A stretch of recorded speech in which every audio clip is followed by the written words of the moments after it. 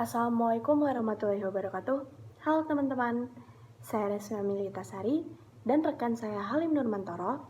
Kami dari kelompok 15 mata kuliah perkembangan peserta didik yang diampu oleh Mr. Yasmi KBHQ. Di video ini, kami akan mempresentasikan hasil diskusi kami tentang materi perkembangan intelek, sosial, bakat khusus, dan bahasa, serta perbedaan antara bakat, kesukaan, dan hobi. Saya selaku presenter pertama, dan rekan saya Halim Nurmantoro selaku presenter kedua. Perkembangan intelek. Intelek merupakan suatu kekuatan mental yang menyebabkan manusia dapat berpikir dan beraktivitas yang berkenaan dengan proses berpikir atau kecakapan tinggi untuk berpikir.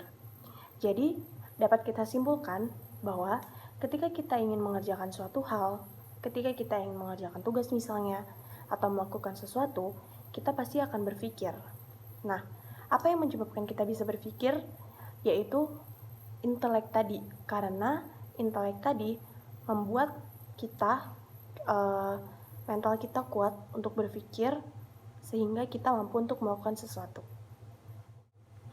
Sedangkan intelijensi merupakan suatu kumpulan kemampuan seseorang, di mana dia dapat memperoleh ilmu dan mengamalkannya di dalam kehidupannya bermasyarakat, dan untuk mengatasi masalah-masalah yang timbul. Jadi, ketika kita mempunyai kemampuan berintelijensi, kita dapat mengamalkan ilmu-ilmu yang kita dapat ke orang sekitar kita, dan kita bisa menyelesaikan masalah yang timbul.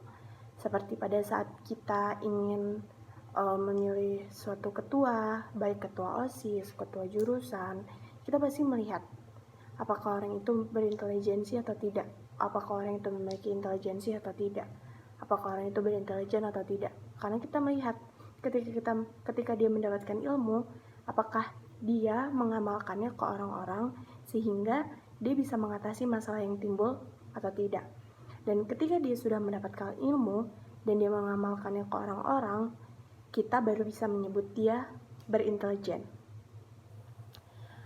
Intelijen dan intelek memiliki unsur yang sama, yaitu menggambarkan kemampuan seseorang dalam berpikir dan bertindak.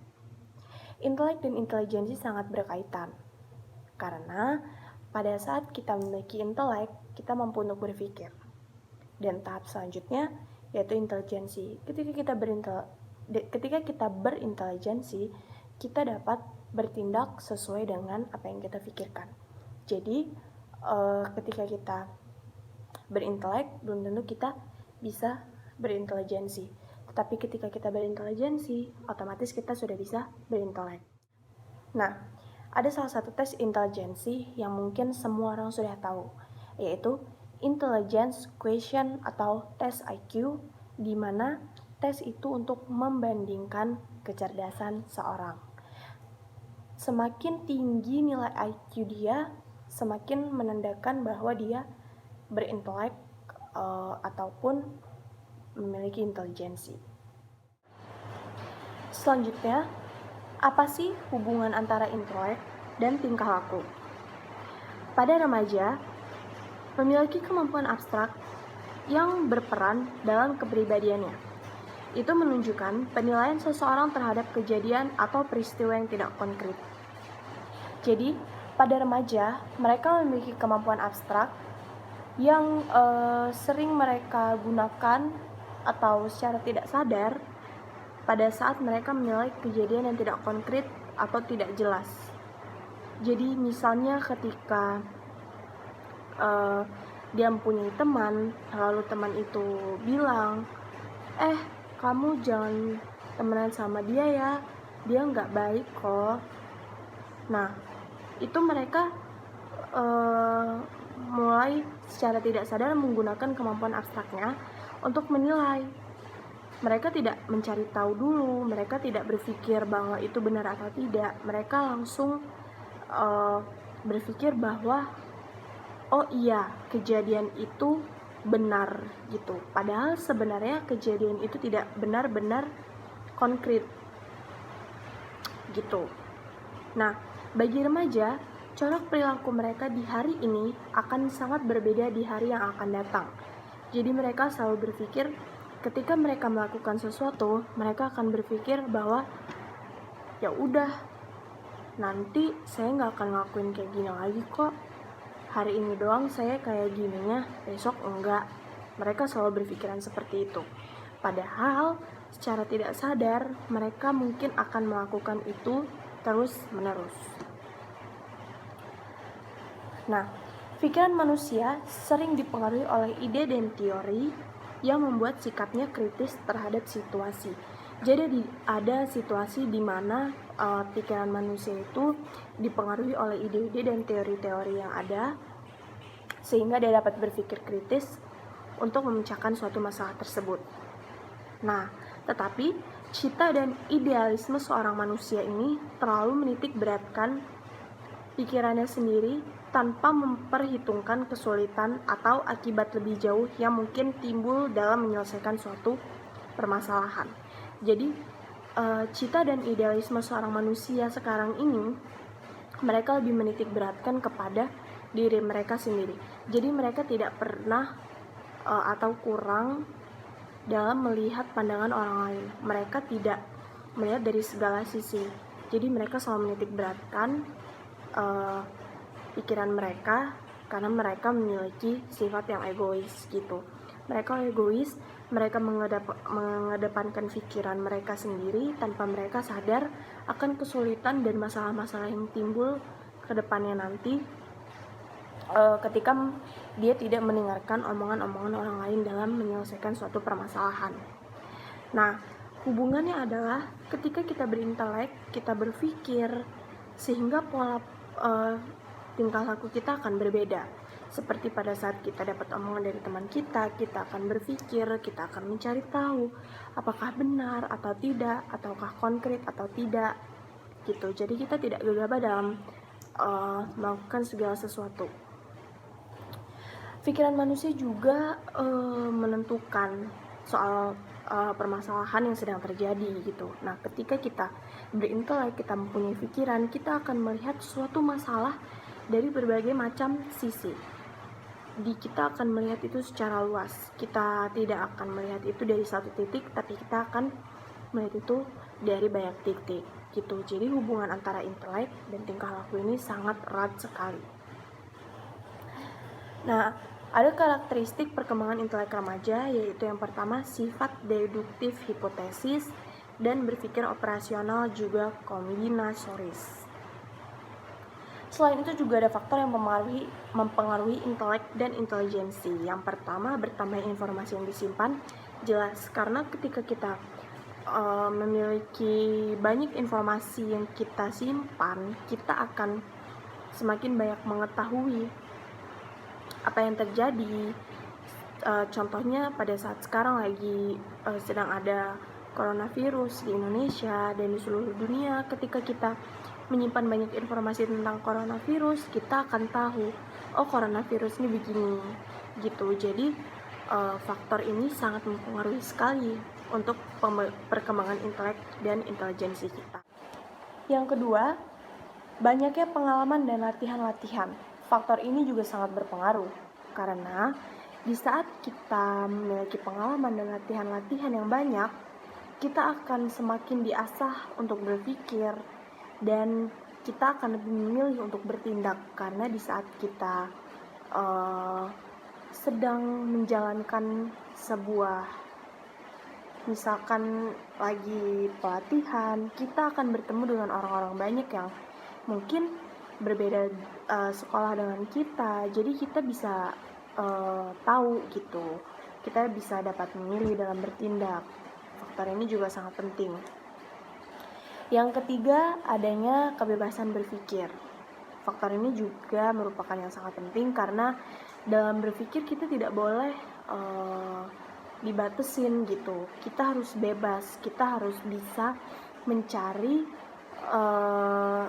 dan berpikir secara luas gitu. Kita nggak bisa berpikir hanya satu lingkup kecil saja. Misalkan kita ngebuka Google, kita juga harus lihat dari buku, kita juga harus lihat dari media sosial misalnya. Karena ketika kita berpikir tapi kita dibatasin, itu kita akan kurang maksimal. gitu. Jadi ketiga faktor inilah yang sangat berpengaruh dengan intelek dan intelijensi.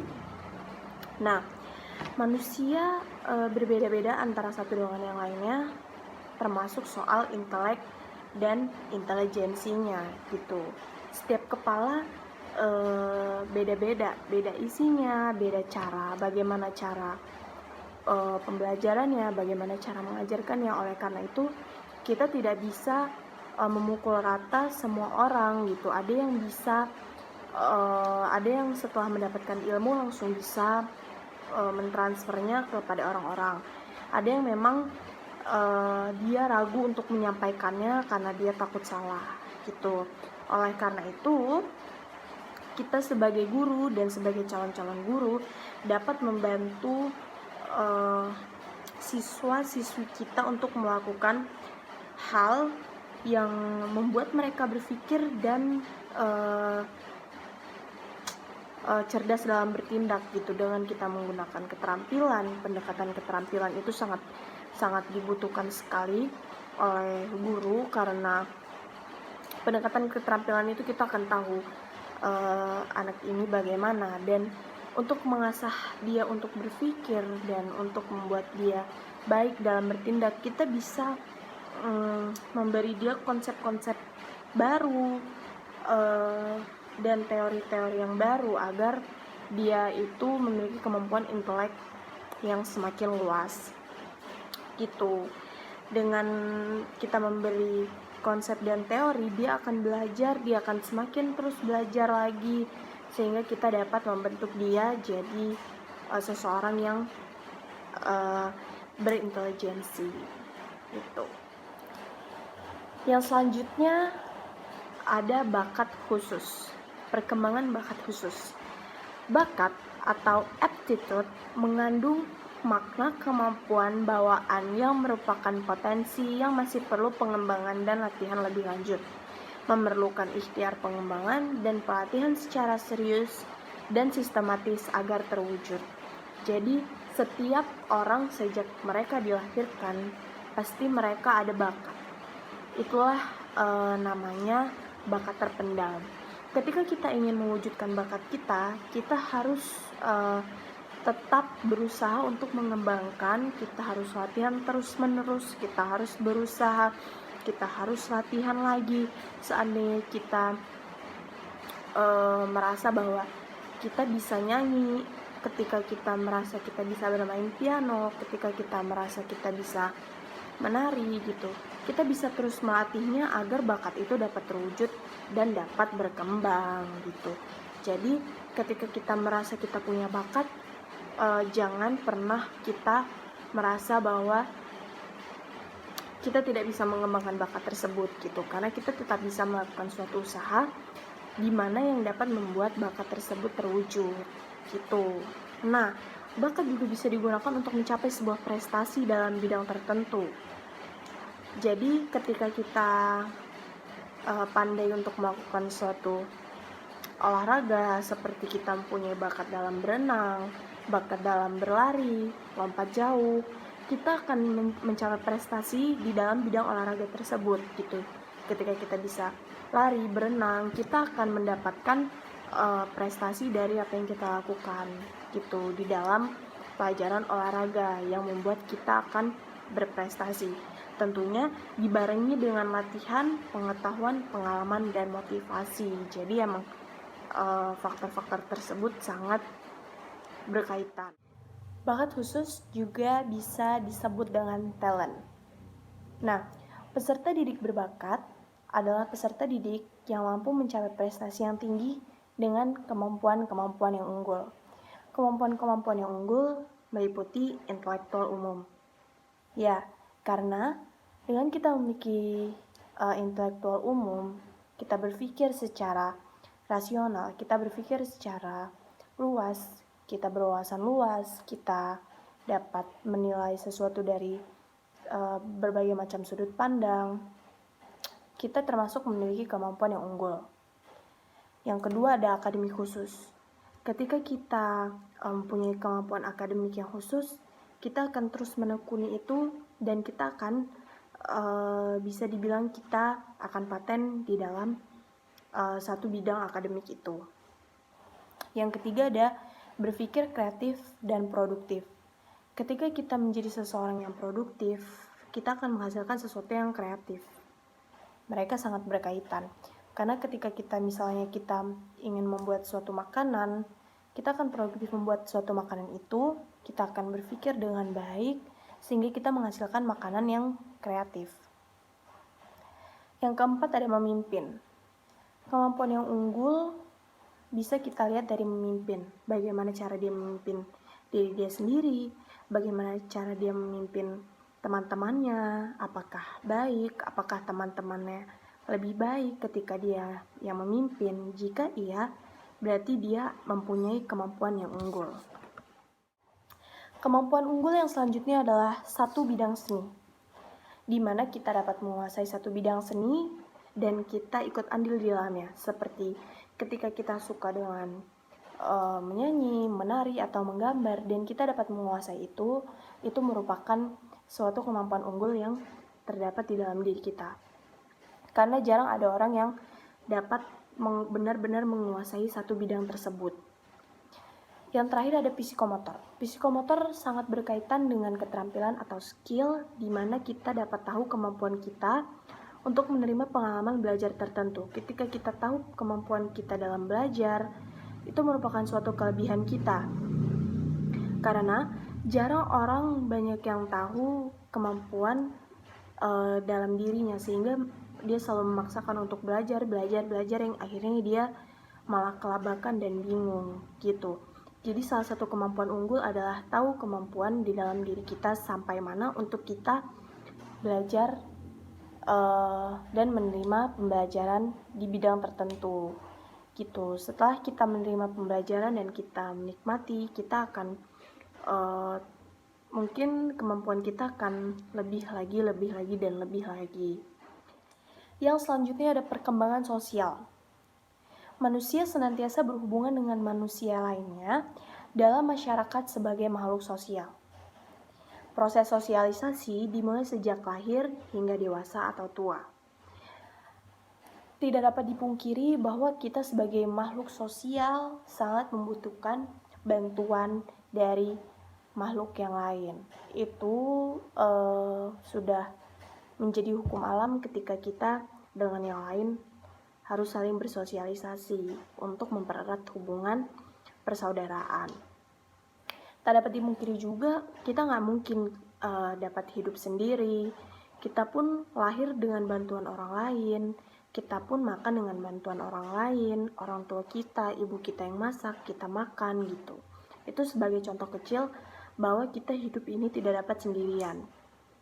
Dan di dalam kehidupan remaja, sosialisasi ini sangat berpengaruh untuk remaja ya, seperti dia dapat berpartisipasi dan berkontribusi memajukan kehidupan masyarakat. Jadi ketika remaja sudah pintar dan pandai untuk bersosialisasi, para remaja ini akan berkumpul sehingga mereka membentuk suatu organisasi, mungkin seperti risma di masjid dengan teman-temannya. Dia akan berpartisipasi dan berkontribusi memajukan kehidupan masyarakat di daerahnya. Perkembangan sosial remaja itu masuk ke dalam penyesuaian diri. Jadi di mana dia di suatu lingkungan, remaja tersebut bisa memperhatikan berbagai nilai dan memahami norma pergaulan yang berlaku di dalam kelompok tersebut. Jadi ketika dia di suatu lingkungan yang berkelompok, remaja tersebut bisa menyesuaikan diri atau beradaptasi dengan menyesuaikan norma-norma yang berlaku dan berbagai nilai. Jadi dia tidak semena-mena dalam bertindak, semena-mena dalam berbicara gitu, karena dia sudah memahami norma-norma tersebut. Menurut Erik Erikson, perkembangan sosial pada remaja ini masa menemukan jati diri dan memilih kawan akrab gitu. Pada masa remaja, hubungan sosial mereka mungkin akan sedikit labil karena mereka belum paham betul untuk memilih kawan akrab dan bagaimana jati diri dia gitu. Nah, Ini berkaitan dengan perkembangan intelektual. Jadi ketika dia memilih kawan akrab, menemukan jati diri, bagaimana memilih kawan akrab, harus dibarengi dengan intelektual agar tepat pemilihannya dan emosi dia juga dapat terkendali gitu. Dia tidak gegabah dalam melaksanakan sesuatu karena dia sudah berpikir sebelumnya, sehingga dia memilih seseorang yang tepat untuk dijadikan teman dan dia bisa tahu jati diri dia bagaimana. Faktor-faktor yang mempengaruhi perkembangan sosial pada remaja. Yang pertama ada keluarga. Keluarga merupakan lingkungan pertama yang memberikan pengaruh terhadap berbagai aspek perkembangan anak, termasuk perkembangan sosialnya. Kondisi dan tata cara kehidupan keluarga merupakan lingkungan yang kondusif bagi sosialisasi anak. Jadi ketika kita masih kecil, sejak kita kecil sampai kita dewasa, kita akan hidup dengan keluarga kita gitu, dengan ayah ibu kita. Dan pada saat itu kita akan diajarkan bagaimana bersosialisasi yang baik, yang tepat, bersosialisasi dengan tetangga gitu. Jadi memang faktor yang paling berpengaruh adalah keluarga, karena dimulai dari keluarga itulah kita dapat bersosialisasi dengan ayah, dengan ibu, dengan kakak, atau dengan adik. Yang kedua, faktornya adalah kematangan. Jadi di mana bersosialisasi ini memerlukan kematangan fisik dan psikis untuk mampu mempertimbangkan dalam proses sosial, memberi dan menerima pendapat orang lain, memerlukan kematangan emosional. Di samping itu, kemampuan berbahasa ikut pula menentukan. Jadi, ketika kita sudah matang dalam emosional, kita dapat menerima dengan legowo pendapat orang lain gitu. Kita tidak akan egois. Ketika kita sudah mematangkan emosional kita dapat mencerna pendapat orang lain itu dengan baik gitu, tidak semena-mena. Faktor yang selanjutnya adalah status sosial ekonomi. Kehidupan sosial banyak dipengaruhi oleh kondisi atau status kehidupan sosial keluarga dalam lingkungan masyarakat. Masyarakat akan memandang anak bukan sebagai anak yang independen, akan tetapi akan dipandang dalam konteksnya yang utuh dalam keluarga anak itu, seperti dia anak siapa ya, dia anak keluarga mana ya, dia dari mana ya. Secara tidak langsung dalam pergaulan sosial anak, masyarakat dan kelompoknya akan memperhitungkan norma yang berlaku di dalam keluarganya, seperti ketika dia berasal dari keluarga yang terpandang, orang-orang akan bilang, oh dia anaknya ini, dia anaknya itu, merupakan orang-orang yang terpandang. Jadi secara tidak langsung masyarakat dan tetangga-tetangga dia pada saat berinteraksi atau ingin bersosialisasi dengan dia akan mempertimbangkan norma yang berlaku di dalam keluarganya, karena mungkin pada saat dia di dalam keluarganya yang terpandang itu mungkin lebih normalnya tuh lebih ketat dibandingkan dia keluar gitu, karena dia merupakan orang terpandang. Jadi para masyarakat memperhitungkan norma yang berlaku di dalam keluarganya untuk bersosialisasi dengan orang tersebut.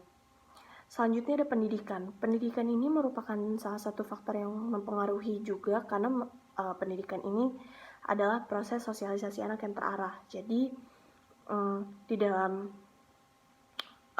pendidikan atau di dalam sekolah, anak diajarkan untuk bersosialisasi dan berkomunikasi dengan orang lain gitu, secara tidak langsung, baik antara dia dengan temannya, antara dia dengan gurunya gitu. Dan penanaman norma perilaku yang benar secara sengaja diberikan kepada peserta didik yang belajar di sekolah. Faktor yang terakhir ada kapasitas mental, yaitu emosi dan intelijensi. Ya, sangat berkaitan karena kemampuan kita dalam berpikir itu dapat mempengaruhi banyak hal gitu. Ketika kita berpikir jernih, kita dapat melakukan hal yang baik gitu. Jadi ketika kita berpikir dan kita salah dalam berpikir, itu bisa mempengaruhi banyak hal gitu. Jadi sangat berkaitan. Pengaruh perkembangan sosial terhadap tingkah laku seorang remaja. Dalam perkembangan sosial seorang remaja dapat memikirkan perihal dirinya dan orang lain. Pemikiran itu terwujud dalam refleks diri yang sering mengarah ke penilaian diri dan kritik dari hasil pergaulannya dengan orang lain. Jadi itu secara refleks muncul di dalam diri kita, bagaimana kita berinteraksi dengan orang lain, itu akan sangat refleks muncul di dalam diri kita gitu. Jadi misalkan kita berinteraksi dengan teman-teman kita akan berpikir bagaimana tadi ya aku salah ngomong atau enggak ya gitu. Nah, hasil penilaian tentang dirinya tidak selalu diketahui orang lain gitu. Bahkan sering terlihat usaha seseorang untuk menyembunyikan atau merahasiakannya. Jadi ketika dia sudah refleksi diri dia sudah memikirkan itu gitu. Dia akan merahasiakannya gitu. Kebanyakan merahasiakannya sehingga orang lain tidak tahu. Jadi dia lebih baik menyimpan itu di dalam diri dia saja agar orang lain tidak tahu gitu. Dengan refleksi diri, hubungan dengan situasi lingkungan sering tidak sepenuhnya diterima, karena lingkungan tidak senantiasa sejalan dengan konsep dirinya yang tercermin sebagai suatu kemungkinan bentuk tingkah laku sehari-hari. Jadi, kadang memang ekspektasi tidak sesuai dengan realita. Jadi, kadang ketika kita memikirkan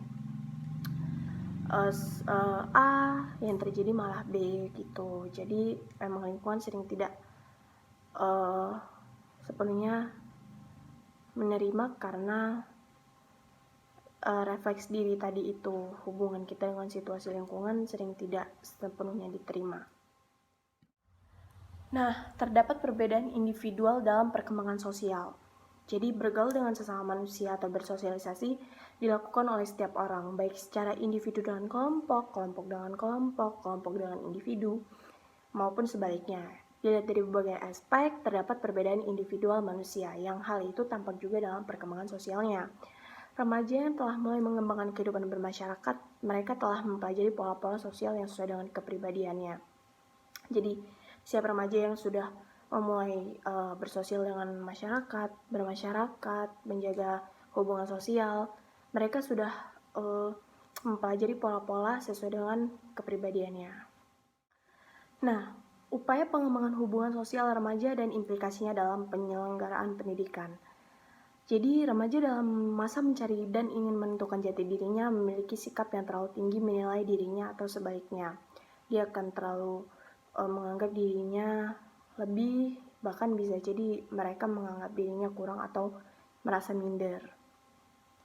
Mereka belum memahami benar tentang norma-norma sosial yang berlaku di dalam kehidupan masyarakat. Keduanya dapat menimbulkan hubungan sosial yang kurang serasi, karena mereka sukar untuk menerima norma sesuai dengan kondisi dalam kelompok atau masyarakat. Jadi terkadang remaja itu sulit untuk menilai untuk menerima peraturan atau norma-norma yang berlaku di lingkungan masyarakatnya.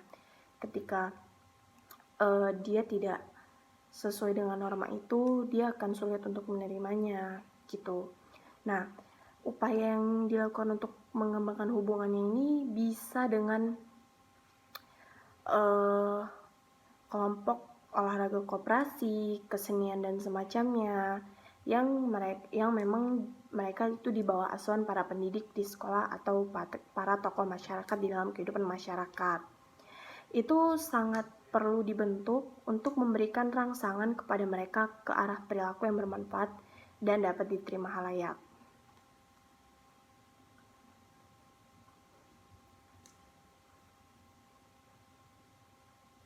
Nah, itu tadi untuk di masyarakat. Sedangkan yang khusus di dalam sekolah, perlu sering diadakannya kegiatan bakti sosial, bakti karya, dan kelompok-kelompok belajar di bawah asuhan para guru pembimbing kegiatan harus dikembangkan. Karena dengan kita belajar kelompok, bakti sosial di dalam sekolah, itu akan mempererat hubungan sosialisasi antar murid dengan yang lainnya, antar kelas dan antar kelas yang lainnya gitu. Itu untuk di sekolah. Sama dengan halnya di masyarakat, dengan kita memperbanyak kegiatan di masyarakat, membuat kelompok bakti sosial, membuat kelompok kesenian yang dipandu oleh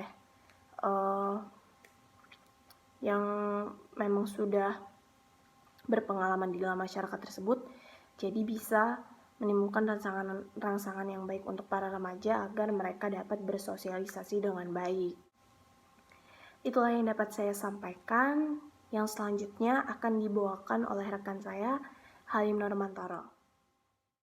Yang selanjutnya itu ada perkembangan bahasa. Nah, perkembangan bahasa ini dibagi dalam beberapa bagian. Yang pertama itu pengertian dari perkembangan bahasa.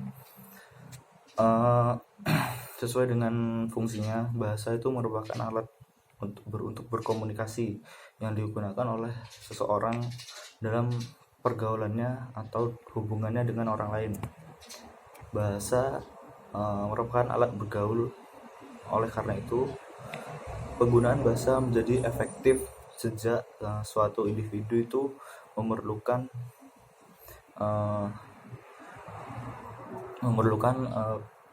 komunikasi dalam interaksinya dengan orang lain. Nah, perkembangan bahasa itu terkait dalam perkembangan kognitif, yang berarti faktor intelek atau kognisi sangat berpengaruh terhadap perkembangan kemampuan berbahasa. Contoh yang pertama itu bayi. Nah, bayi itu tingkat intelektualnya itu belum berkembang dan masih sangat sederhana. Semakin bayi itu tumbuh dan berkembang serta mulai mampu memahami lingkungan, maka bahasa itu mulai berkembang di dalam diri bayi tersebut, mulai dari tingkat yang sederhana menuju ke bahasa yang kompleks. Semakin bayi belajar bahasa yang sebenarnya baru dilakukan oleh anak berusia 6-7 tahun, di saat anak mulai bersekolah. Jadi perkembangan bahasa adalah meningkatnya kemampuan penguasaan alat berkomunikasi, baik alat komunikasi dengan cara lisan, tertulis, maupun menggunakan tanda-tanda dan isyarat. Yang kedua itu ada karakteristik perkembangan bahasa remaja. Bahasa remaja adalah bahasa yang telah berkembang. Anak remaja telah banyak belajar dari lingkungan keluarga, masyarakat, dan khususnya pergaulan dari teman-temannya di sekolah.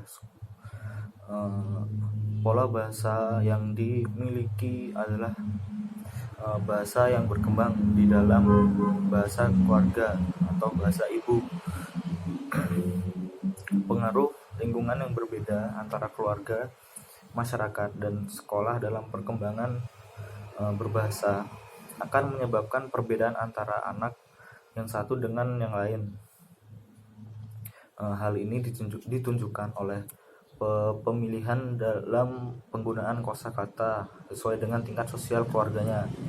Akan banyak anak yang menggunakan bahasa pasar, bahasa sembarangan yang dengan istilah-istilah yang kasar.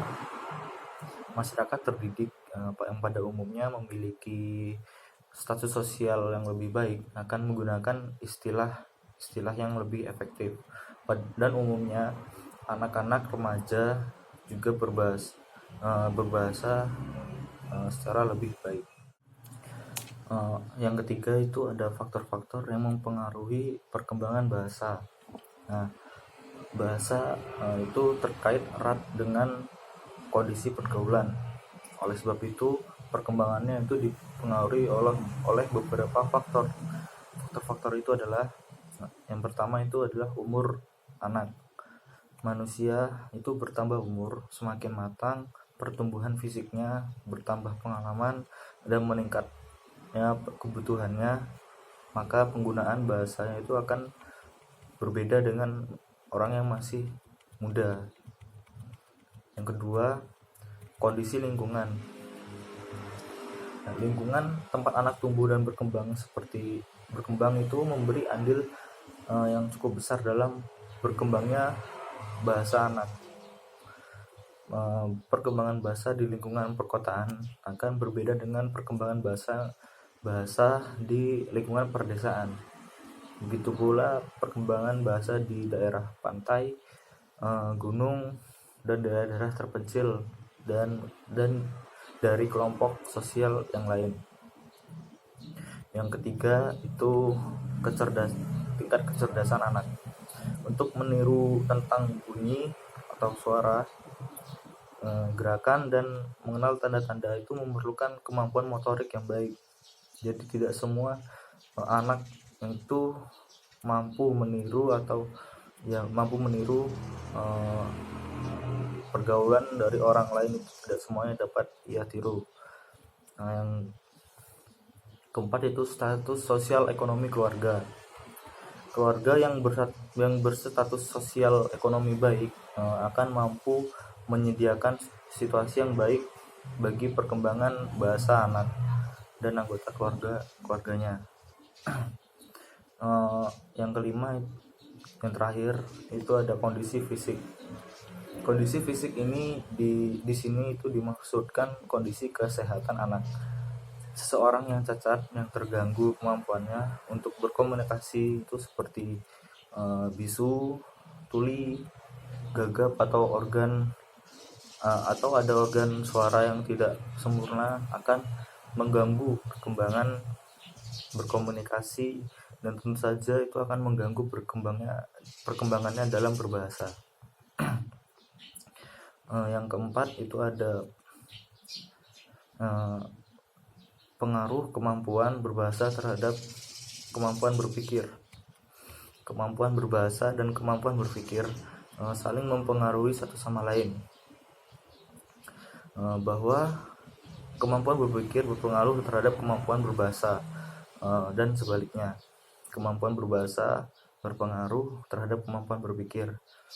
Seseorang yang rendah kemampuan berpikirnya akan mengalami kesulitan dalam menyusun kalimat yang baik, logis, dan sistematis. Hal ini akan berakibat sulit untuk berkomunikasi. Akibat lebih lanjutnya adalah bahwa hasil proses berpikir menjadi tidak tepat, benar.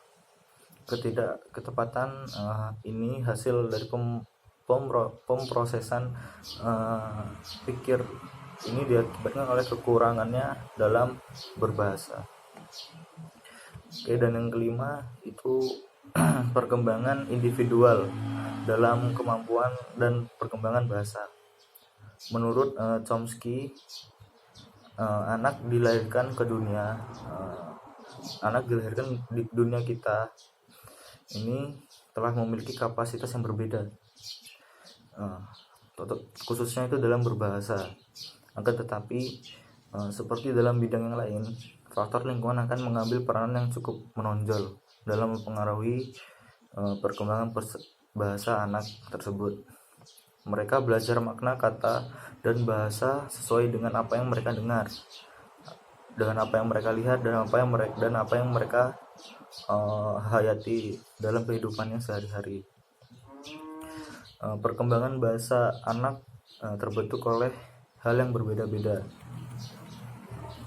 Yang keenam itu ada upaya pengembangan kemampuan bahasa remaja dan implikasinya dalam penyelenggaraan pendidikan.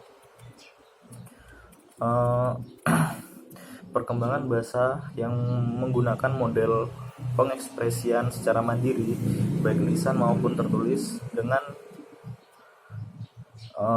mendasarkan pola bahasa masing-masing. Dalam penggunaan model ini, guru harus banyak memberikan rangsangan dan koreksi dalam bentuk diskusi atau komunikasi bebas. Dalam kelas atau kelompok belajar terdiri dari siswa-siswa yang bervariasi. Dalam kelas itu terdiri dari siswa-siswa yang bervariasi itu bahasanya, baik kemampuannya maupun pola berbahasanya. Menghadapi hal ini, itu guru itu harus lebih mengembangkan strategi belajarnya dan strategi belajar di bidang bahasa dengan memfokuskan pada potensi dan kemampuan anak. Materi yang selanjutnya itu adalah perbedaan dari hobi, kesukaan, dan bakat. Yang pertama adalah hobi. Kegiatan yang dilakukan secara teratur dan dikerjakan untuk kesenangan diri. Biasanya aktivitas ini dilakukan selama waktu luang. Hobi dapat mencakup banyak hal seperti mengkoleksi barang, benda, ikut melibatkan diri dalam kegiatan kreatif dan artistik, bermain olahraga, dan banyak lagi contohnya. Apabila seseorang terus berpartisipasi dalam hobi tersebut, biasanya ia akan memperoleh keterampilan dan pengetahuan di substansial di bidang tersebut. Secara umum, individu yang melakukan kegiatan semata-mata hanya untuk bersenang-senang disebut dengan amatir, yang merupakan lawan dari seorang profesional, di mana ia melakukan sebuah kegiatan untuk mendapatkan atau meraih imbalan. Nah, seorang amatir ini mungkin sama terampilan dengan seorang profesional, hanya saja terdapat beberapa perbedaan prinsip. Dan yang paling mendasar dari prinsip tersebut yaitu bahwa profesional menerima kompensasi atas aktivitas yang ia lakukan, sedangkan seorang amatir itu tidak. Nah, yang selanjutnya itu kesukaan. Kesukaan adalah sesuatu yang digemari oleh seseorang yang mana bila ia tak melakukannya yang mana bila ia melakukannya ia akan merasa girang dan bahagia. Kesukaan itu bisa timbul kapan saja, dan kesukaan juga itu dapat berubah-ubah dan mengikuti suasana hati. Dan yang terakhir itu ada bakat. Nah, bakat itu adalah sesuatu yang di dalam diri kita sejak lahir, yang dimana mungkin kita suka tidak sadar. Oleh karena itu, bakat itu harus dilatih dan dicari. Jika tidak dilatih, maka bakat itu akan terus terpendam di dalam diri kita. Jadi yang perlu kita lakukan adalah mengenali bakatnya dan mengasahnya supaya kita bisa terampil dalam hal tersebut. Oke, terima kasih untuk yang sudah menonton video kami dari awal sampai akhir. Mohon maaf bila ada salah-salah kata, dan saya akhiri. Wassalamualaikum warahmatullahi wabarakatuh.